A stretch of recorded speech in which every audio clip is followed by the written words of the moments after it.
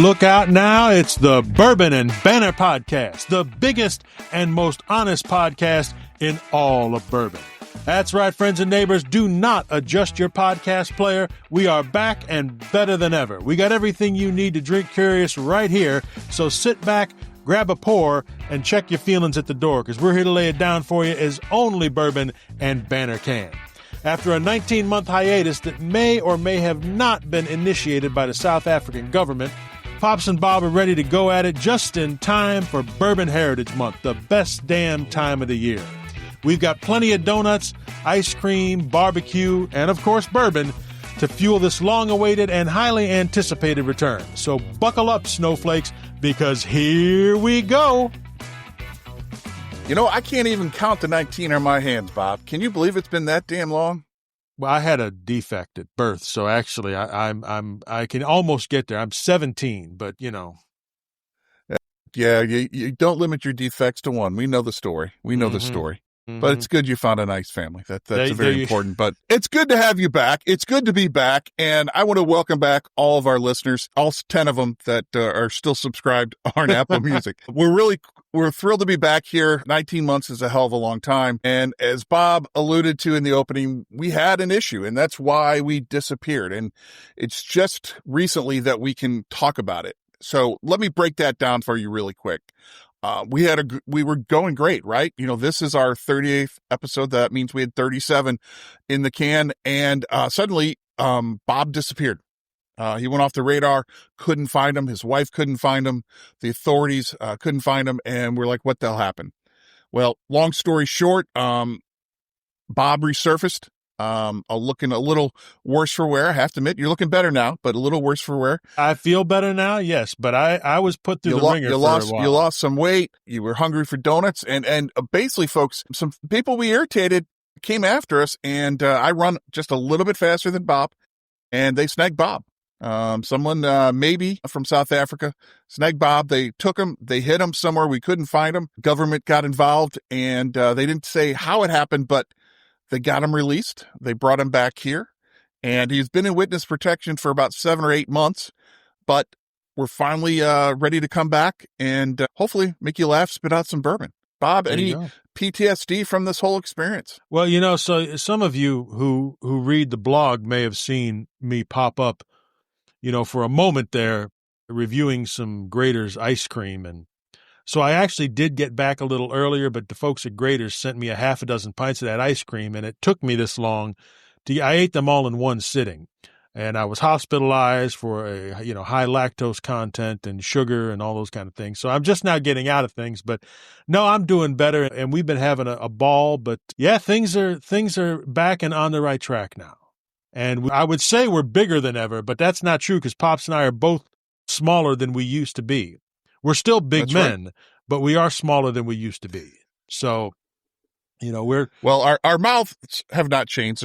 We're big mouthed, right? So we have lots of opinions, and based on some recent feedback, a lot of people have been emailing and reaching out to us and have been saying, guys, please bring the podcast back. We miss your guys' sense of humor.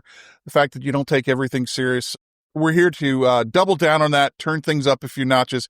And what better day than today, folks? The first day of Bourbon Heritage Month, the most badass month of the entire year. And, you know, I can't wait to celebrate the month with everybody here today. Please head over to 30daysofbourbon.com, read up, download your calendar, and start drinking a different bourbon every day of the year. But the community we have is growing strong, more members than ever. We've done a lot of things this year. We do a monthly group therapy. We're doing monthly virtual tastings with brands. We're sending out tasting kits to our drinking class members. We have our summit coming up in October. We're doing a Four Roses barrel pick next week. And a lot of great stuff in. So if you want to join our community, be part of what we're doing, and be some of the first people to know what's going on with the podcast, go to bourbonbanter.com/community and sign up. We'll be glad to have you. But I think what we really need to focus on right now, Bob, is walking people through the rules for 30 days of bourbon. What do you say? Rules? We don't need no stinking rules. Rules are made to be broken. But yeah, okay, yeah. This is your thing, man. You started this whole thing many, many years ago. So yes, there are some rules, folks. I may or may not agree with all of those rules, but I'm not going to say a thing if I break a rule. So It's between me and the glass. All right. So once again, 30 Days of Bourbon Challenge. The goal is to drink a different bourbon every day for the entire month of September. So what does a different bourbon translate to? First of all, proof matters. Wild Turkey 81 and 101 are considered one bourbon, one brand expression. Okay, so it's just a proof difference and no other differences. It doesn't count as two bourbons, so it counts as one. However, if there is a bottled in bond version, okay, that can be a different expression. Mash bill recipes. Four Roses, 10 unique recipes, each stand on their own. So do their small batch, select, and limited blends. They are all different recipes. They're all different bourbons. Much to Brent Joseph's chagrin, finished bourbons are fair game. Okay, as long as they start as bourbon and then are finished in a secondary barrel, like Angel's Envy, we're going to allow those because there are simply too many of those in the market to ignore. But we will judge you. That's true. There's a lot of judging. There's a lot of judging. We call those group therapy sessions. They are judging sessions. So as we say, drop your feelings at the door when you listen to this. Drop them at the door there too. Just keep your pants on, folks. Keep your pants on. Keep those on. Yes, we're not dealing with any kind of lewd and lascivious behavior. Not since that one incident, but we'll talk about that in the after show. Source bourbon, because there's so much of it. We're looking at you, MGP. Source bourbons from another distillery are fine, as long as it's still bourbon and fits the rules. Okay, now, 5 brands get their bourbons from MGP. We don't necessarily know what happens between the distillation and the bottling, so we're going to give them the benefit of the doubt. Those are going to be counted as different bourbons, okay? However, single barrels are a different story. You can't drink 10 different Russell's Reserve single barrels and count them as 10 different bourbons because they are all the same thing, just they're going to taste different as single barrels. So if that's all you have is a whole bunch of single barrels, you need to fucking diversify, get out of your mom's basement, and go buy some other bourbons. Last but not least, cocktails. Cocktails are allowed. I'm not going to say they're cool because I think this is more about drinking the base spirit. But if you are a cocktail person first, we're not judging. As far as you know, you can have bourbon-based cocktails as long as the bourbon is not repeated. So if you have a Four Roses Old Fashioned on Monday night, you can't have a Four Roses Manhattan the next night and count it unless it's a different Four Roses expression. Not a mocktail. Because a mocktail is what, Bob? A mocktail is a drink that you add alcohol to. That's it. Full stop. Moving on. All right. Now, what happens if someone breaks the rules, Bob? Well, if someone breaks the rules and they let us know about it, then that's fair game. Y'all are going to get hit upside the head verbally. Membership into the Drink Curious community will be immediately revoked. No, you're out of there. You're breaking the rules. We don't want you. Distillery tours in Kentucky will be forbidden to those breaking the rules, except for Bulliet, Rabbit Hole, and, of course, Peerless. I mean, those folks need as many visitors as they possibly can get. So we are very tech savvy. We have a whole team of people who can make sure this happens, but we will make sure that all your Bourbon Heritage Month posts are commented with a hashtag Bourbon Tater. We are that good. We're going to get it. We are actually this close to getting an overlay that'll immediately go over your post. Bourbon Tater. Don't do it, folks. You will be marked, not with the sign of the devil, but with the sign of the Bourbon Tater. Sign of the Bourbon Tater. That's right. You don't want that. You don't want that. And then you will continually be ridiculed as we have operatives in all 50 states and Guam. When did we get the Guam office? Did you set that up when you were gone? I'll tell you on my way back. Okay. When I was getting back. Sounds like we'll do that with the pants story later. Yes. Now, to celebrate Bourbon Heritage Month, you don't have to do the 30 Days of Bourbon Challenge, but not sure why you wouldn't want to do that. But you can also go to 30daysofbourbon.com and sign up for our Bourbon Heritage Month sweepstakes. Every week, we're going to pull a winner who's going to walk with a bourbon swag pack. See, drinking early, first day, I'm in. Stuff full of great swag items from both Bourbon and Banter, Drink Curious, and our distillery partners. You never know what's going to be in those, but over the past years, people have been thrilled with what they've received. We're going to give one of those away every week. And then at the end of the month, we're going to give away a double prize pack to a grand prize winner. Then we're going to do a few other surprises. We've got some art eatables truffles to give away. We've got some bottles that we're going to give away and a few surprises that may happen on social media. So make sure you're paying attention to what we're doing online, socially, especially Instagram. You don't have those truffles anymore, Pops. What? When I was out at the world headquarters earlier this week, I got into those and not again. Sorry, man. You're gonna leave that shit out. I'm gonna do it. God damn it! All right. I mean, you had it. I know the passcode to the safe, so I was able to get in there. All right, we're gonna work on that. We're gonna have conversation. Well, know what we're doing now? No, you and I. Okay. All right. So. Sign up, send me words of support to deal with this guy, and I'll see if I can get some more truffles. Those are good prize packs, too, folks. It's not just like this BS, here's a $25 coupon off of something that you got to spend $150 on to get $25. You know, these not like are your real, local retailer. Yeah, it's not like your local. No, these are real, honest. There are stacks and stacks and shelves of swag in the Bourbon and Banter World Headquarters that go out to these folks. So this is real stuff, and it's nice stuff. I got a bunch of hats here and things that I've lifted over the years and from the swag pack. So. I like your Heaven Hill jumpsuit that you got. That nice one. I just wish it wasn't orange. Cherry cloth. Yeah, well, you take what you get, man. It's free. Hey, please, we're not going to pull. We're not going to pull that thing that your local retailer does, right? You're not entering the competition to win a chance to buy a swag pack. No. So you're going to win, and you don't have to pay a damn thing to enter. All right. There won't be a $45 coupon off of a meal plan that you're never going to use that costs you $300 for a week worth of food that you could get down the street for $45. No, that's not right. happening.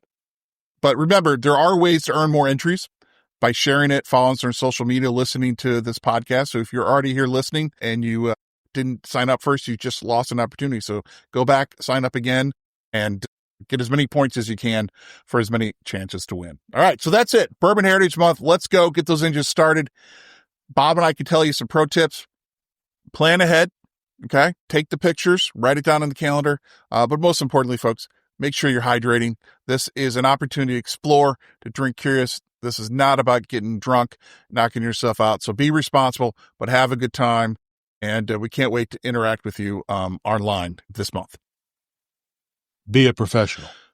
Be a professional. We don't practice what we preach. So be a professional. All right, Bob.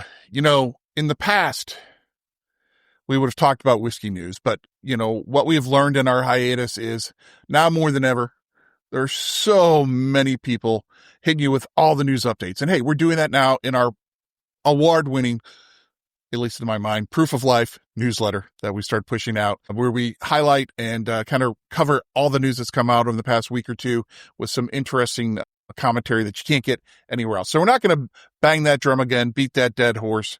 Instead, we're going to focus on something a little bit new, Bob. So why don't you tell the fine folks what we got coming up? Well, you know, folks, we're going to hit it just quick. Hit it and quit it, down and dirty. The whiskey hot wash is coming at you, ladies and gentlemen. That's right. It's the whiskey hot wash. You may be saying, what the hell is a whiskey hot wash? Well, in the military, a hot wash is a fast, no-holds-barred debrief right after a mission. What went right, what went sideways, and what is somebody definitely getting yelled at for? So I want to thank my buddy Scott Sturmer out at Wash U for hipping me to the hot wash. And we said, we're stealing that. It's the whiskey hot wash now. So for the whiskey hot wash, we do the same thing, but for whiskey industry news. Each episode, we pick a few current stories making the rounds, new releases, distillery drama, tater behavior, corporate moves, whatever whiskey world nonsense you want. And we break it down with straight talk and a splash of snark, perhaps, as we have been told that we're very good at. So no fluff, no PR spin, just unfiltered takes, honest questions, and a healthy pour of perspective, just as you have come to expect from the folks at Bourbon and Banter. I'm sorry. I'm bringing a whole fucking bucket of snark. A whole fucking bucket. Yeah. That sounds like something you would pick up. You'd pick up at at a seafood restaurant. Bucket of snark. Right next to the soy sauce, next to the tahini and the soy sauce and the 5-gallon buckets, they got snark. And I took the whole fucking load home. The whole load, huh? All that snark. Okay. They just call me Snarky as I walk out. Well, that's not all they call you, but yeah, okay. All right. So there's nothing hotter and dirtier to talk about right now in the whiskey world than our friends, individuals, industry folks at Uncle Nearest. Come on, you could tell that's where we were going, right? I mean, come on. What didn't happen was they didn't put out a truly world-class bourbon. But that's number beside one. The point. They also didn't pay about $110 million in loans. That would be the one. Ding, ding, ding, ding, ding. That's right, folks. If you've been living under a rock or just avoiding the news, wondering what is actually factual, Uncle Nearest, the darling story, which needs to be told, is being sued by their creditors, Farm Credit, because they have defaulted on a myriad of loans totaling over $110 million. Now, you go online and Google this, you can get all the details, but man, they are in hot water. They haven't paid their loan. They haven't maintained at least a monthly net profit of $1. $1. That guy in those damn insurance commercials with the fishing pole, he's got more money profit than they got. Yeah, the Limu has got more money running that limo driving. The Limu limo's making more on the hour than they are. They're also not carrying the balance that they're required to buy those loans. Mm-hmm. Yeah, just not to mention, I think it maybe a couple $100 million of private investor money as well that's been put into the company. So there's a whole list of things you can read up on, and they went to court, got before a judge, and Uncle Nearest admitted that they were not meeting the obligations of their loan. So the judge ruled and said, we're going to appoint a receiver, someone to come in and manage the company that both parties are going to hopefully be comfortable with, but try to right the ship to avoid bankruptcy. But bankruptcy is an option still in play. Now, up until the other day, Fawn Weaver had actually also been issued a gag order to stop talking about the thing on social media. But just a couple days ago, the judge finally came in and appointed a receiver. This is someone that Uncle Nearest had put forth versus a Farm Credit. So Uncle Nearest gets a little bit of win that they're someone they wanted instead of someone controlled by the bank was appointed. And what's this fine gentleman's name, Bob? I'm bringing that up. It's got 3 or 4 names. Philip G. Young Jr. of Thompson Burton. Sounds like a fine young standing man. And I looked him up, and this is what you would expect from a financial banker guy, a white and nerdy. Thanks, Eminem. But it made me immediately think of the movie The Banker. If you haven't seen that, that's a fine movie with Anthony Mackie, Samuel Jackson, and Nicholas Hoult. And Sam Jackson and Anthony Mackie are some black entrepreneurs who hire a white actor to pose as a gentleman buying banks when they are secretly the ones buying the banks to service the black community. So I don't know if this is just a remake of that movie. They were inspired of it, but we hope to see where this is going to lead it. Will it lead to bankruptcy? Will it restore people's faith in the business? We know it's a story that deserves to be told, continue to be told. But at the end of the day, if you can't run your business like a business, it don't matter what you're selling. Will it lead to better whiskey? I hope. And I saw the guy. I thought he might be the grandson of the guy they just yanked off the Cracker Barrel logo, but I don't know. Maybe he is the guy. Maybe he's off the logo. Needed a new job. That guy's way older. Way older. Well, hey, everybody looks older in overalls. I'm just saying. Well, that's true. There you go. You put you and I in a pair of overalls, and we could be, like from Hee Haw. I mean, let's just. Well, people think that of us anyway. And actually, that's to be known. If you come to the summit this year, folks, that's going to be the official wardrobe. Because see, if we do that, then it's better than sweatpants. You have much more room to expand. You see, so when you have the mercenary barbecue buffet, you can have you can tuck a little extra of that Hatch chili mac and cheese and the ribs and the pulled pork and the nachos and all of that. You know what, Bob? So, you know what you're getting for Christmas? I'll buy myself a pair. I'm going to get us Bourbon and Banter embroidered overalls. There you go. And if we decide to start doing more video for the podcast, that'll be our uniform. I think Mrs. Bennett may have something to say about that, but I don't know. That's all right. We get a corncob pipe and a straw hat, and we'll be good. I think every week we should have, one week it's that, then one week it's orange terry cloth jumpsuits. That'd be physical humor at a new level. I have that over here. I got I'll get you the overalls. You get me that. All right. And then we'll go from there. We got to see though where we get about cloth jumpsuits. How did we get into this? I don't know, but do you know a guy that we can get about 40 yards of purple silk from for a future episode? All right. That's the hot wash. There you go. That's the hot wash. Down and dirty, folks. And it went. You feel dirty? I still feel dirty. I think. Yeah. I think, in fact, I smelled kind of dirty. You smell that? You stepping something? I smell something. Oh, man. I don't know what that is. Bob? What is that? Oh, I think I know what it is. I think it's time for us to sniff something out. I like where you're going, maybe. Well, folks, you've heard us talk about our news stories in the past and the wonderful fucks that we have on our team. The forensic undercover knowledge seekers that we employ, who've come up with great stories from everything from long lost Pillsbury cinnamon bourbon recipes to Taylor Swift's albums and single barrel selections to even that classic Jefferson's Ocean Spray Voyage bottle that we announced and absolutely crushed their hotline people seeking that bottle out there. And we love our fucks, and no one cares more about fucks than we do. But the reality is, every time we say the word fucks, we tend to lose people from the podcast. Actually, I don't know if that's true, but we decided we wanted to be a little bit more gentler to our listeners. It was funny. It was funny. It made us laugh, but it confused at least 3 sponsors and 1 HR department, And we didn't even work for that HR department. We got in trouble. No. I really don't know what happened. And it could have been part of the reason that Bob got kidnapped. We're not sure, but we decided we've got to kind of make a shift in what we're going to call them. So we've got a new name, and we're going to call them our Sniff Team. Is that right, Bob? Sniff Teams. In the spirit of continued mischief, with a little bit more polish, we're going to rebrand our investigative team as the Sniff Team. That's right. Slosh nomads investigating fermented facts.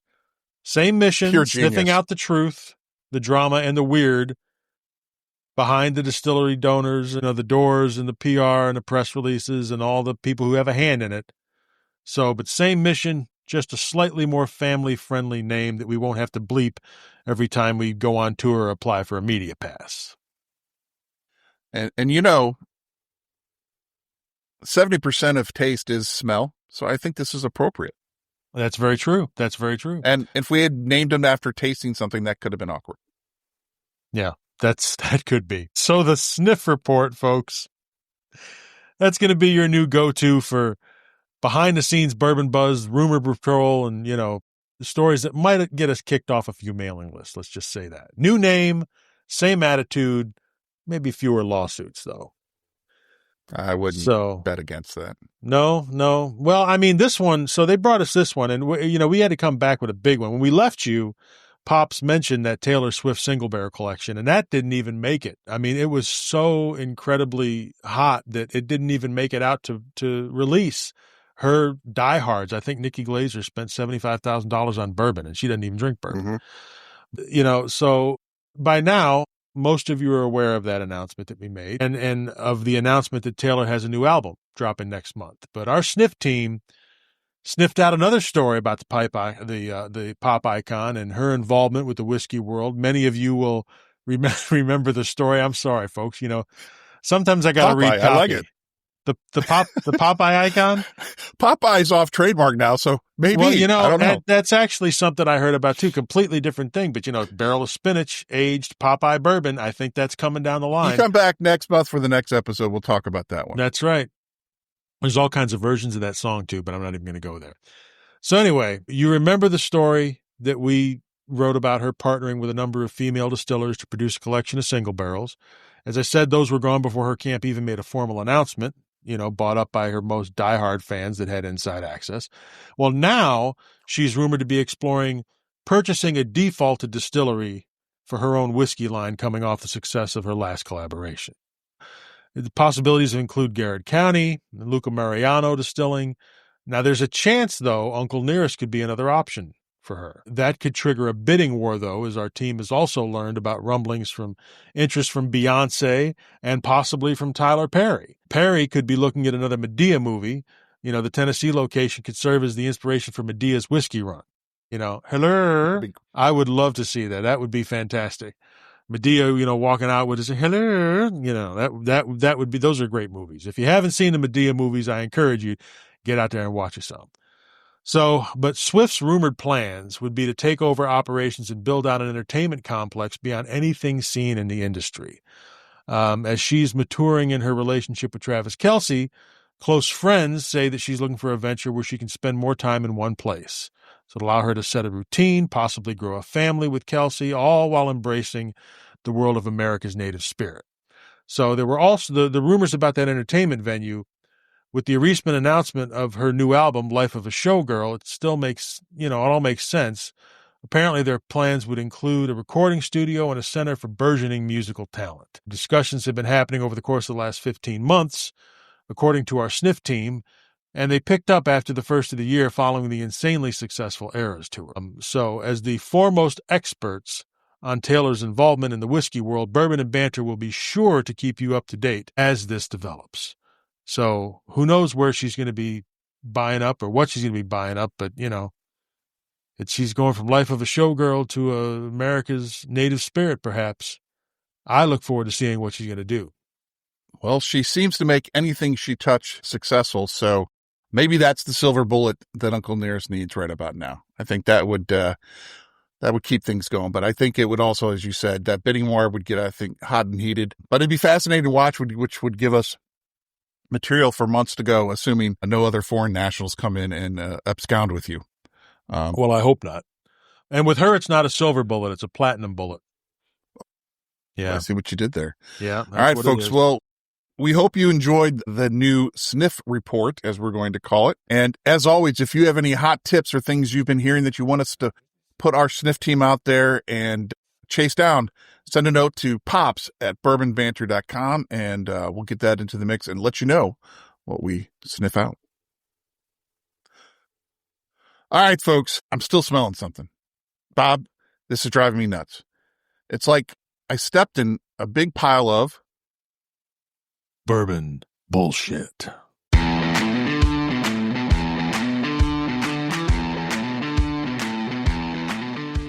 That's right, folks. It's time for the award-winning, galactically entertaining, and universally known in 9,633 languages, including Farsi, Bourbon Bullshit segment. See? I shouldn't be drinking during these podcasts, especially the first one back. No, we have to. It's Bourbon Heritage Month. It's day one. That's true. That's right. That's right. Bourbon Bullshit is our opinionated rant corner, whereas the hot wash is facts and a quick response. This is where we're just bitching. Up on our soapbox, or at least the heaviest elevated platform that Bob and I could both stand on at the same time. Yep. Which is no one filters.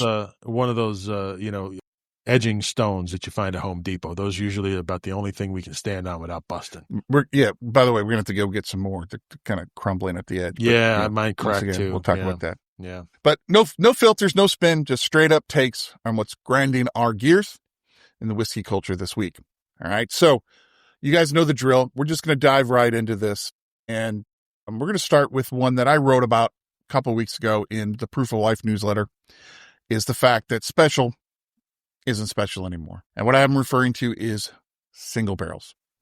Now, if you've been in bourbon for a while, you undoubtedly remember the first time you purchased a single barrel private pick, right? This is where a group or a store goes to the distillery or receives some samples, and they pick the best bottle they can from that set of collections and then sell it. And when we all got started in bourbon, 15, 20 years ago, these were rare. They were hard to get. It was a really, really special deal to go to a distillery and pick a single barrel. So it was a very cool experience. But over time, as with anything, more and more people want to get these, more people get access. Distilleries are less discriminating in who they allow to come in, and suddenly single barrels are everywhere. And the reality is that they're really not that hard to get.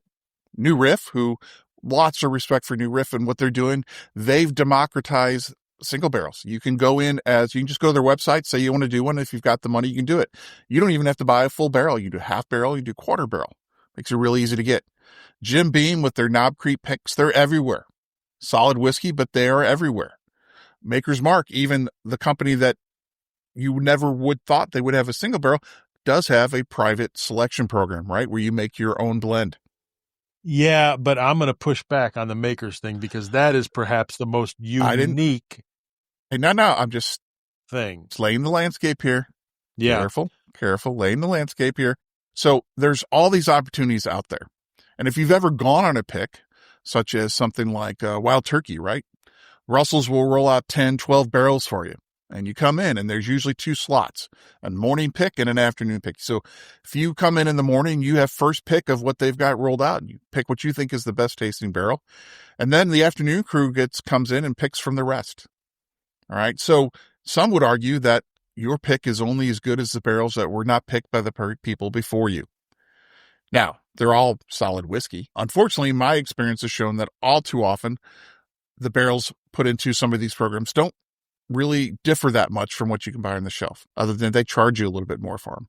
And my love has always been, I want to have a barrel that tastes nothing like what's on the shelf. I want it to be so unique that people taste it and like, wow, that is the true definition of a single barrel selection. But as I said, there is a ton of these out there in the market, Bob. We see them every day. Liquor stores saying that we do 30, 40 barrel picks a year. Okay. I've seen stores say even more than that. And so I simply wanted to talk about the fact of, are they really special anymore? If everybody can get them and they're everywhere, they're not that unique anymore. Or are they? You also said, they're all solid whiskey. I'll contradict that. No, they're not all solid whiskey. A lot of it's shit. Sorry, folks. A lot of it shouldn't be in a single barrel bottle. A lot of it shouldn't be in just a regular bottle, much less a single barrel bottle. But you walk into an established store and there's 20 different single barrels, of which you've not heard of where 60% of those are coming from. You got all That's these. fair. So why am I paying $70-$80 for Johnny on the Spot Distillery out of where, whatever? Come on. Tinges of bullshit is what it has to mean. Tinges of bullshit. No, that's right. You're right. And you're putting out 4-year-old single barrels on. No, you're right. I was thinking of the big producers, right? And you're absolutely right. When the small craft distillers who have 3, 4, 5-year-old whiskey, they barely have enough whiskey to fill their normal retail shelves. And it's still not that good. But right. They're doing single barrels because, because it's a money opportunity. People want to do it. They want the experience, and it's less about the whiskey in the bottle. Now, I will tell you, Bob, you know me, we are about quality over quantity. And when we go pick a single barrel, if the whiskey options that we're presented with aren't better than what's on the retail shelf, we don't pick a barrel. And we've ruffled some feathers as a result of it. But why We've done that, yeah. do that and pay extra for a bottle when it's not going to be better? So the point of all this is, it's a question that I want feedback on. So I want people listening to the podcast to email me at pops@bourbonbanter.com, comment on the website where this is posted, whatever you want to do. Let us know what you think. And I'm sure I'm going to take some heat for this one as well. But by and large, I think the category isn't special anymore. There are special things in there. We do 4 roses every year. And I think that's an amazing experience. And I think the whiskey is solid, especially because you get it at barrel proof, right? But a lot of people's 4 roses picks are really good. So it's a solid program. It's solid whiskey, directly compared to, as you said, those 3, 4-year-old brands that shouldn't maybe even be on the shelf. To mention a single barrel. Even stuff like 4 Roses, now the MSRP has gotten so high where I'm like, for the average bourbon schmo like me, I'm not able to, I don't have that kind of financial ability to buy $110, $120 bottles, and I'm not fast enough to run out of the store to steal them. So I can't really do that. But the same thing for me with limited editions. So the limited edition market, everybody's got a freaking limited edition. Well, the stuff that you're putting in a regular bottle should be limited to you and no one else. You shouldn't be sharing that shit with anybody. So with most of you, come on. It's ridiculous. It's what we just saw, a couple weeks ago, the Old Forester birthday bourbon rolling out for $200 and it's 91.3 or 90.3, 92 proof, and 92 proof. And as I said in my video review for our drinking class members, it's as flat as laying on a bed the morning after 100+ bottle share. You're there, you're still you, but you got nothing unique to offer the world until you recover. And that's how I felt about that one. So same difference. And if your bourbon is as flat as my ass, you need to put it back in the barrel. Well, speaking of other bad experiences in the single barrel world, One of our long-standing contributors at Bourbon and Banter did an interesting exercise the other day, Bob. He logged into the Sazerac Single Barrel Select program. That's where consumers can go in and enter for a chance to win a single barrel opportunity from Buffalo Trace. And he went to the system and noticed that Sazerac has listed Blanton's SRP as $81.99 a bottle. Okay, with a yield of 222 bottles, for a total bottle estimate of $18,201.78. Okay. Meanwhile, Buffalo Trace flagship bottle of Buffalo Trace has an SRP of $27.99 with an average yield of 220 for a barrel estimate of $6,157.80. They're both single barrels. Okay. They're both made in the same location. Granted, Blanton's is the higher rye mash bill, but it's still a low rye bourbon. Okay. And there's only a year or two, depending on the ranges, how you look at it, of potential age difference. And obviously Blanton's gets to spend some time in warehouse age. But beyond that, you got to be fucking shitting me, Bob, that Blanton's is worth 3 times the price by the barrel of Buffalo Trace. I'm thinking about this. You said, warehouse H. A lot of times now I'm starting to think that the H stands for horse shit. Sorry, that's wasting good bourbon when you make me do that spit take. God damn it. So we're on video now, folks. Whether this will get released on video or not. Yeah, you may not see it, but you'll probably see that. That's a great video. That's a great video clip. But I mean, I've always thought Blanton's, well, not always. I will take it back. Many, many years ago, it used to be much, much better and worth at the time. I think the MSRP on it was $60. But we're talking 15 years ago, maybe 20. But I think it tops. It's a $40 bourbon now, and I have thought that for 15 years. 10, 15 years. It's just not worth it. But you do that extra $12,000 does get you 220 horsey toppers. So that is there. Excited. But you and I, we're not the market for this. Who is? We're not the market for the Blanton's single barrels.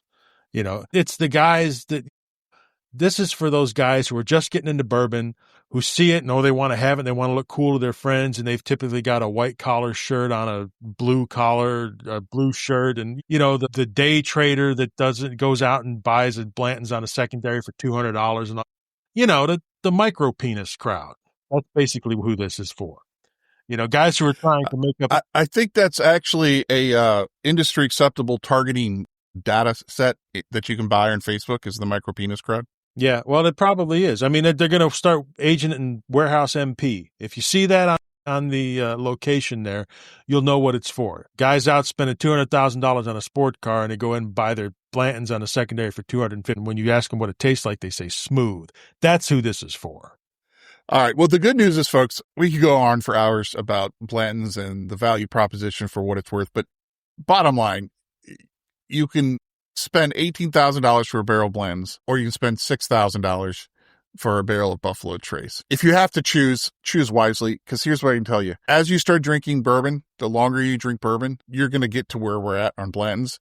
It can be a fine bourbon, especially some of the older bottles, but you don't need 12 bottles of it in your collection, because the only reason you need 12 bottles is if you're flipping it. And if you're only buying bourbon to flip it, you can just turn this podcast off right now. Yeah. We don't want to talk about that. And far as your horsey toppers go, you need to listen to our Pewter Pony podcast episode and see that there is a much better alternative than horsey toppers. So that's true. Go listen. You'll know what we're talking about. These are also the guys in that new commercial I've been seeing for whatever the vodka seltzer bullshit it is, but there's like a bunch of guys hanging around on a weekend. Let's get together. Hey, I brought a 12-pack of, bullshit seltzer, whatever it is. And everybody's excited. Like it's it's a guy's weekend and they're going to all just sit down and slam some seltzer. The fuck are you talking about? That's that new seltzer out called Declawed. Each 6-pack comes with, declawing materials and revocation of your man card. I don't get it. God. I don't understand it. If you want to drink something like that, drink the real way. Just drink a ranch water, tequila, Topo Chico, and then extra sips or however you want to do it. Just DIY. That's all I'm going to say, folks. It'll be cheaper too, but you don't get the nice little can that you can show everybody. Oh, I've got my can. Well, you know why they make those cans smaller, right? Because it's all you need to hide your micro penis. And that, my friends, all right, folks, is bourbon bullshit. Wraps up the 38th episode of Bourbon and Bullshit, possibly the rest of our podcasting career. So I got rid of the fucks, but then we inserted micro penises, but nobody felt that one. So that one will probably go without anybody noticing. All right, folks, we hope you've enjoyed the return of the Bourbon and Banter podcast. You just got to stop poking them, Pops. Is that a fly? God damn it. Damn gnats. As always, we appreciate you tuning in and giving us your attention. Hopefully, you didn't spill anything from any spit takes like I did. But good news is, if you send in 12 box tops and your address and $2, we'll send you a Bourbon and Banter terry cloth apron or bib to listen to wear at the next podcast. But more importantly, if you have any feedback about the podcast, good or bad, drop us a line. Send that feedback to podcast@bourbonbanter.com. As always, we'll read those emails. We'll get rid of the ones we don't like, and we'll share the ones that we do agree with the audience next episode with the podcast. But remember, it is Bourbon Heritage Month. So drink your bourbon, share it online, invite friends over. You don't need to drink alone. And if you want to drink with folks who are, not taters for sure, and have a unusually low tolerance for bourbon bullshit, check out our community at bourbonbanter.com/community. Consider becoming a drinking class member and supporting us. And you too can join our group virtual tastings, but most importantly, our monthly group therapy session, which is good for the soul and will save you a lot of money in the long run because we're going to make sure you don't buy any bad bourbon. Bob, it is damn good to have you back, sir. Good to be here. Looking pretty good for a former hostage. Yeah. With that said, folks, remember, if you're going to drink curious. Well, what's your preference? Bourbon, if you got it. Bourbon from Kentucky. I should certainly fucking hope so.